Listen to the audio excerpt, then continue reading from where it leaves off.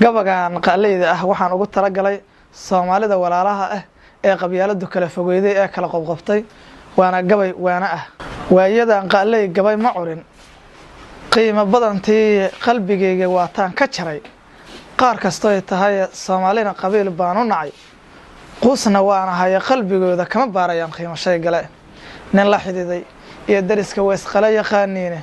qasiidooyin waana ama qaataan qalbigu waa aan gagan yahay hadba kii qabyaalada wada loo qoslahayaa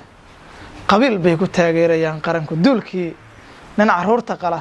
oo dariska qiimeeyay bay qalas yiraahdeen shareecadu waxay qaadacdiyo wariyaa qadaf ka dheeraada wariyaan dhiiga aadanaha qubin ee qaadirka xusuusta